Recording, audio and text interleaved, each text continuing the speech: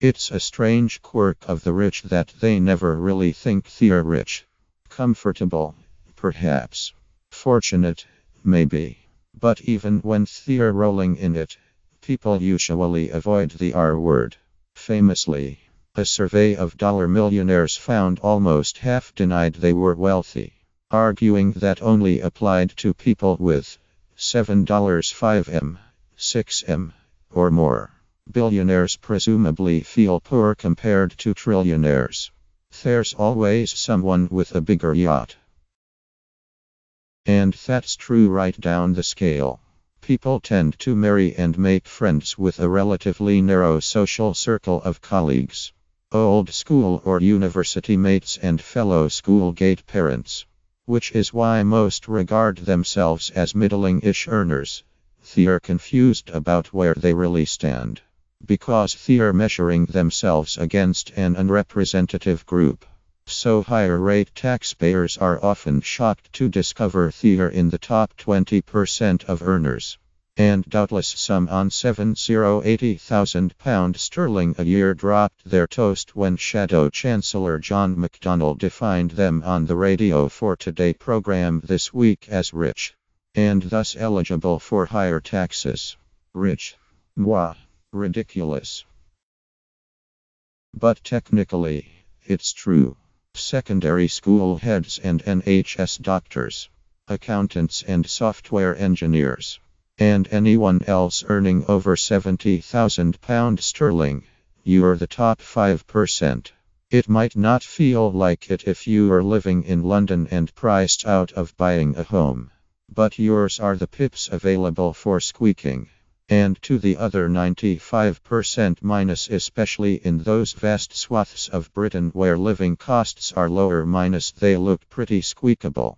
You could buy a family home in the posher bits of Hull on half that salary. Yet, as McDonnell's shadow cabinet colleague Emily Thornberry conceded the next morning, many of the 5% will be shocked to hear the R word because to them rich means other people. Philip Green on his yacht, tax-dodging tech moguls, oligarchs and bankers and trustafarians. You know, those rich. The ones nobody likes. Rich, like elite, is becoming not just an economic but almost a moral judgment now minus, although at least the concept of wealth still bears some relation to fact. While elite has become so overused it's virtually meaningless. Is drinking takeaway coffee elitist? Labour MP Andy Burnham seems to think so. He responded this week to reports that, after Brexit, the Home Office could offer temporary work visas to EU nationals working in coffee shops and pubs, by calling the idea right-wing and bizarre, adding, God forbid the idea of waiting longer in the morning for their posh coffee. A clear nod, surely, to the way lat drinking has become a byword in Brexit circles for supposedly thoughtless affluence.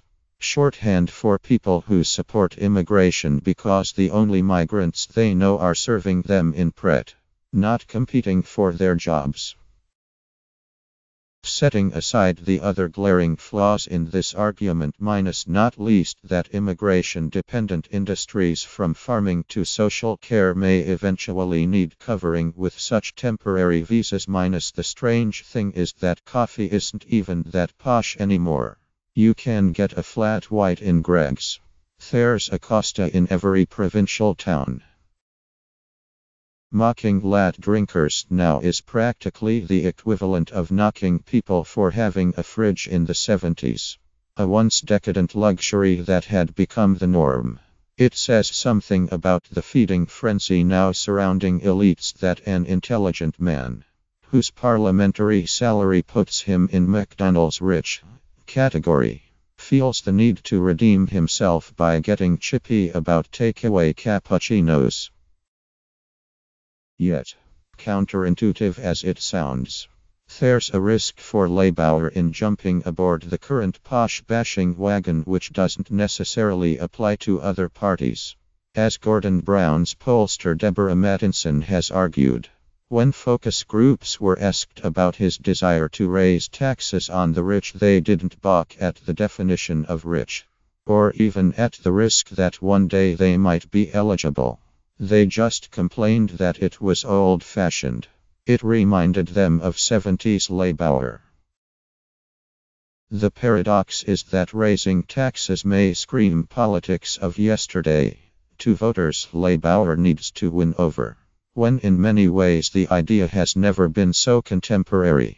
Crumbling public services, a mountain of debt to repay, and an aging nation of pensioners with a post-Brexit aversion to letting young, tax-paying foreigners move here all adds up to one logical conclusion. Tax rises loom almost regardless of who wins in June. McDonnell may have let the cat out of the bag somewhat early. Both Thornberry and Jeremy Corbyn talked studiously today about hammering corporate fat cats rather than individuals. But he was arguably just stating the obvious. As the Institute of Fiscal Studies, Paul Johnson has argued, keeping public services in the style to which we've become accustomed means looking again at income tax, VAT, and perhaps new wealth taxes, not just closing popular loopholes. The 5% who don't feel rich, but look it, must surely be in the frame. The mountain Labour must climb now isn't just overcoming people's natural reluctance to hand over money, but making the idea feel fresh, urgent, and suddenly essential to the public good, rather than a rehash of everything Corbyn's been saying for 30 years. Some thought has clearly gone into this. Corbyn's rather passionate speech had a clear whiff of the spirit of summer 2015 when he was the underdog who few thought could win, and was therefore free to surprise audiences by saying exactly what he thought. Only this time it gave a deliberate nod to subsequent populist uprisings. The echoes of Donald Trump bulldozing past all those who said that the Mexicans would never pay for a wall, or that the US wouldn't choose an inexperienced man over a safe female pair of hands, were too strong for coincidence. To hell with playing by establishment rules, Corbyn declared he'd write his own, ignoring the elites who said it couldn't be done. Granted, a man vowing to defy the maths of an 8-point Tory polling lead rather resembles a man standing on a skyscraper, vowing to defy gravity by jumping off with no parachute. The chances of Corbyn flying where Ed Miliband so recently hit the pavement seem remote. But this is perhaps the beginning, not the end, of a conversation about taxation, wealth, and elites. An old consensus feels as if it's slowly starting to crack. At least, perhaps, we will all soon know where we stand.